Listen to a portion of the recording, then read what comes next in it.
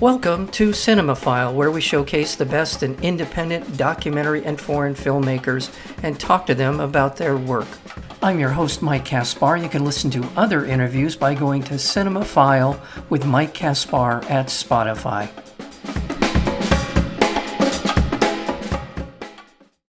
Death and Taxes is a featured documentary about wealth, inequality, and the American dream, viewed through the lens of the estate tax and a very personal story of a father and a son at odds over what kind of inheritance we want to leave our kids and our country.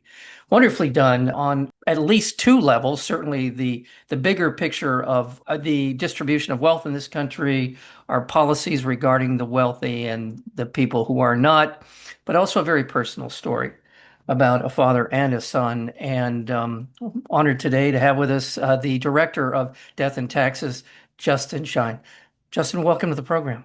Thank you so much for having me. Yeah, thank you so much. I really think that you are doing not only a public service by laying out the issues around taxes and tax policy and wealth inequality in this country. You're a longtime filmmaker. When did this idea come to you to do this kind of a film? Well, as is so often the case in the films that I make, you start out doing one thing and it becomes another. So I didn't really start out to make a film about taxes. I started making a film about my parents, almost 30 years ago. My dad, who's a pretty interesting character, had been, a very powerful CEO, very successful. And when he retired, he came home and kind of directed that power at my mom. This was in the 1990s, and it was interesting to me to see how that was playing out. As it happened, he had become more and more obsessed with trying to reduce his taxes. And part of that was moving to Florida for the lower taxes, which my mom tried to do and eventually said that she couldn't do that anymore. And that led to them separating. So there was this kind of subtext about taxes in this film about their life. But as a son, I realized that a film needs drama, but like a family needed reconciliation. So I took the film and put it on the shelf, and my brother and I worked with my parents to help them get back together. And it wasn't until, 2017, when the Trump tax bill was being created, that I realized that this subject, which had been so much the focus of my dad's retirement, the estate tax, might actually be repealed altogether. And I wanted to make a film about it. As you said, I've been making films for a long time, and I know that any good film, even if it's about an esoteric subject, needs characters, needs a story, you need to see how it impacts people. And I went around asking people about their estates, people who were wealthy, and nobody wants to talk about it, which is just, it seems like money is one of the last taboos in America. People talk about other things. And I realized that I had this footage and of my family and my father talking about his very strong beliefs, and that maybe that could serve as the foundation for an exploration. I think a lot of the film and his life have to do with when he was born. As I mentioned to you before we got started, my father was born literally 3 months before the Great Depression. And going through that period in American history, living that life had a profound impact on him. And I think on his outlook on life and money and holding on to money.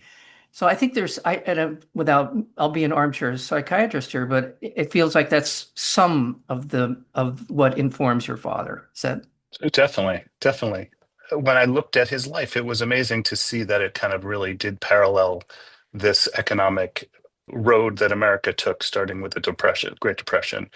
And as psychiatrists say, the way that you try to solve problems when you're a child sticks with you.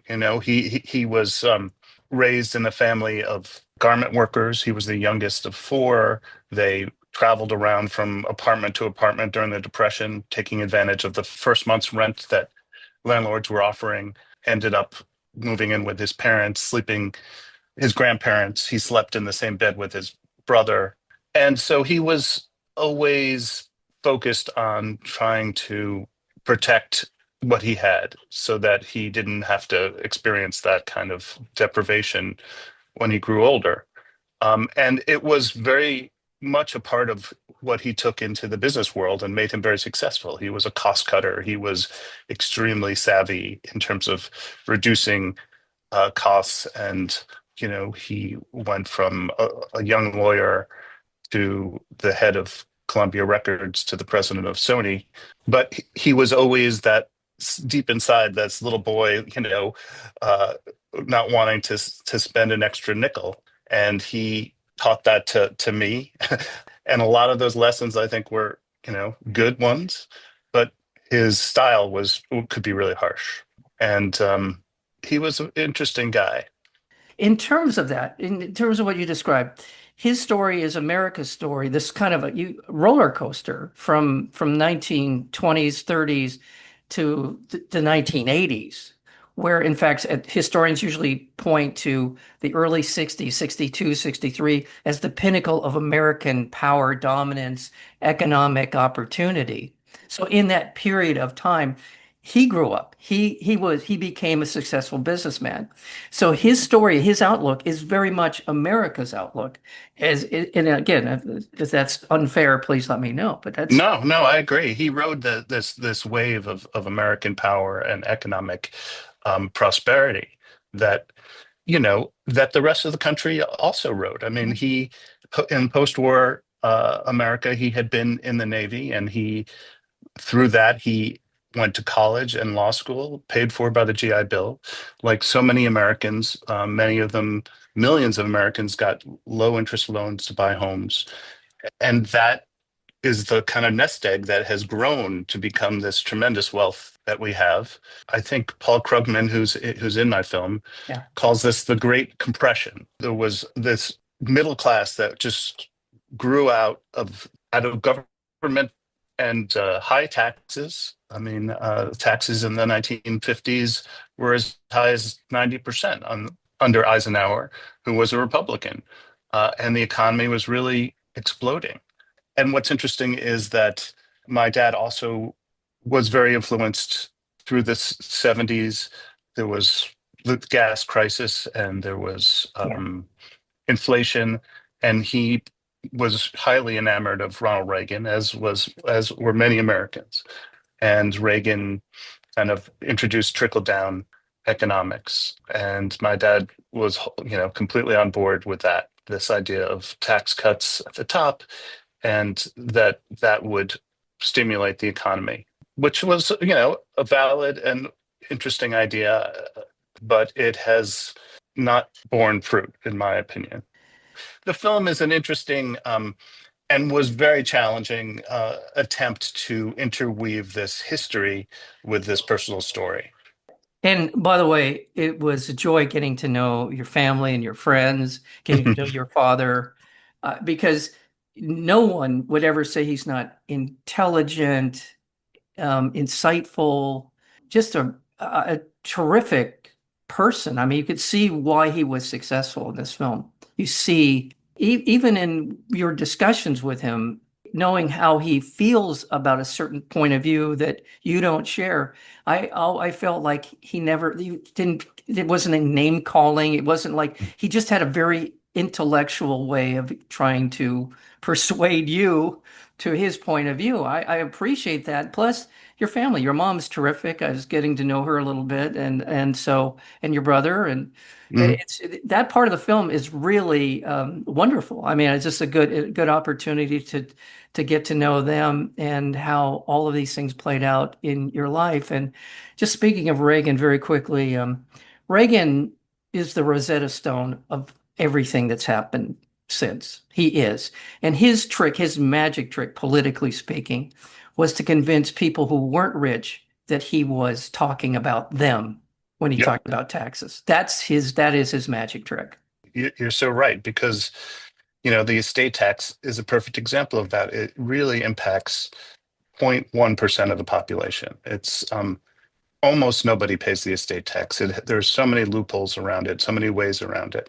but people feel have been led to believe that it might impact them one day, and there's something un-American about it.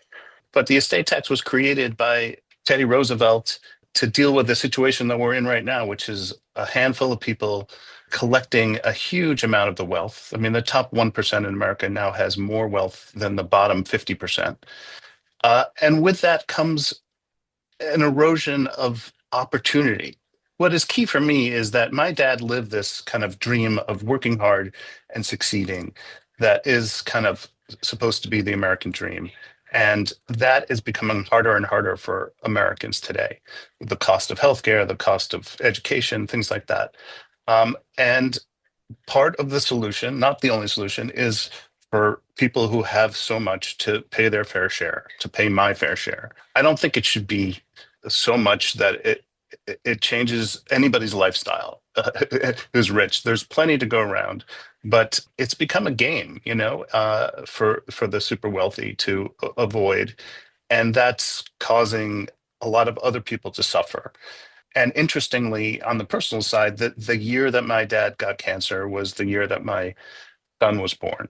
I was in this unique position where I was appreciating my dad in a new way because I all of a sudden understood that kind of I understood it intellectually before, but once you holding your kid in your arms, you understand this desire to make sure they're secure. But also, I'm seeing the world around us and this democracy that I believe is also part of the inheritance we want to leave our kids.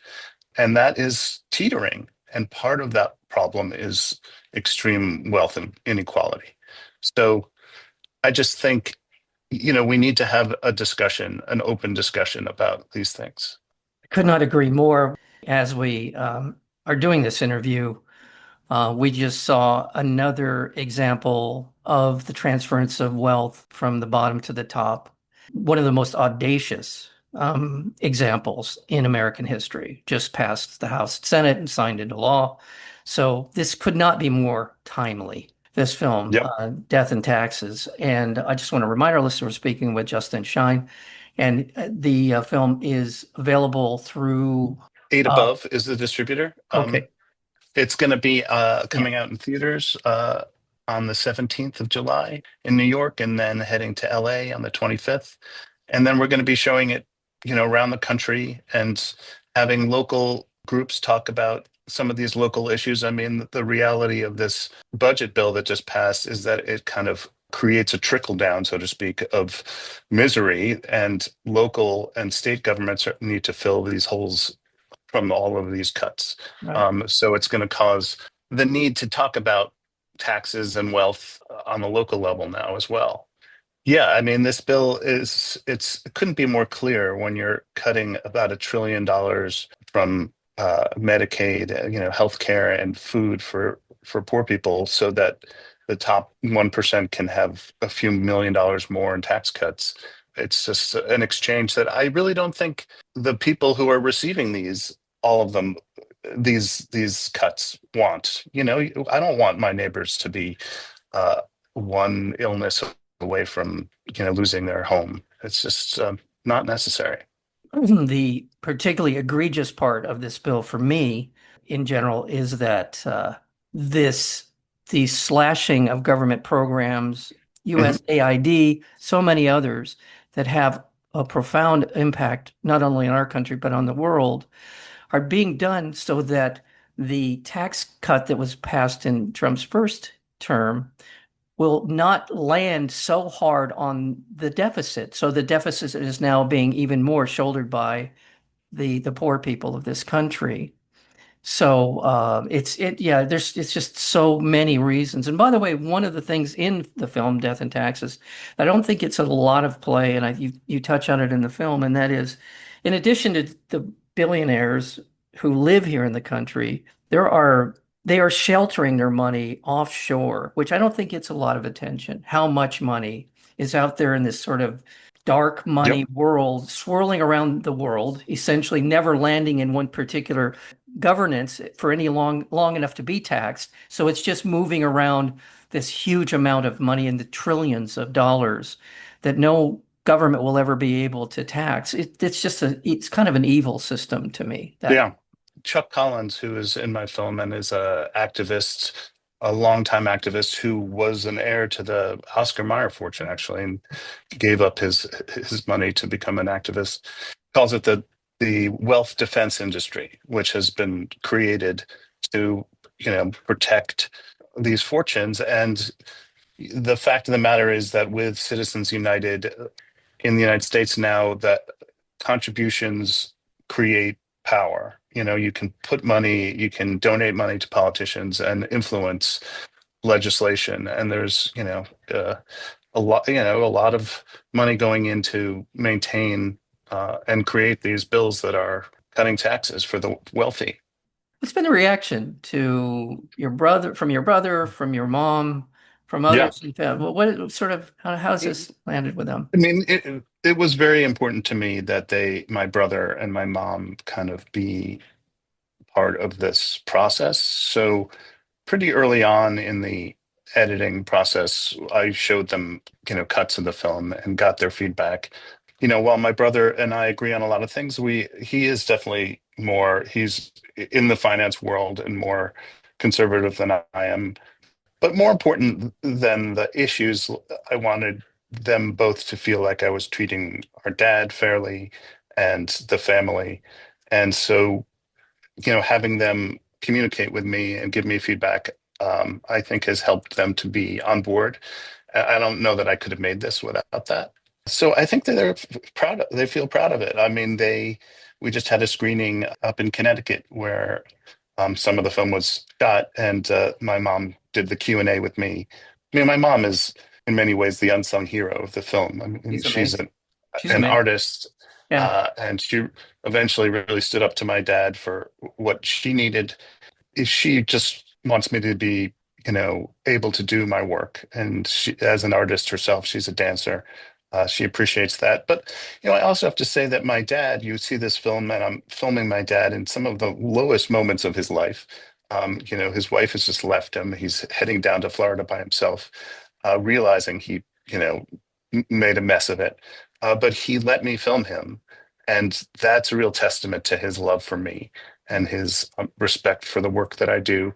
He's a complicated guy, but he's Yeah. not the bad guy here either. And so, in many ways, I want this to be kind of an example of how two people in a family can love each other and respect each other and disagree about things, which is more important to show now than ever. I mean, I want to be clear. I was asking about your mhm, father, and I was describing my opinion of him.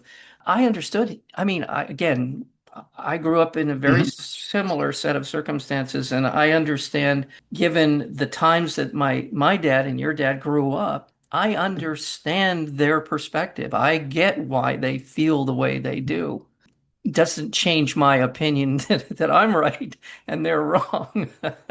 But I respect Also, them. I mean, but times have changed, I mean, they lived a different life than we yes, did. I yes. mean, my dad, his life experience from growing up in the Depression to making all this, he created it.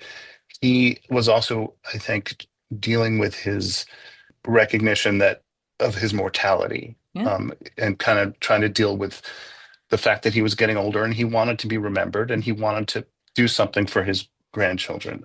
So it's very there's no, I can't criticize his opinion. I just think that, if our country wasn't going through what it is right now, if people were able to work hard and move ahead like he did, I don't think any of this would matter as much.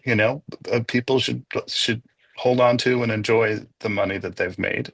But we have a problem now, and this is part of it. So this needs to be part of the solution too. So Really enjoyed this a lot. I want to really congratulations on weaving together this very personal story with it as a window into the world that we live in now, and being able to have discussions with people in your family and in the film about it. You did a masterful job of pulling these elements together. So my congratulations on Death and Taxes. So thank you thank you for so that. much. I appreciate it.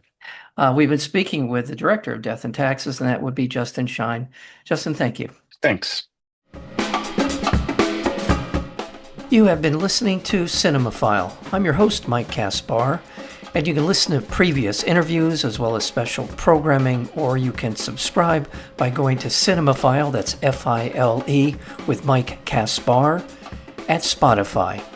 Until next time, thank you for listening.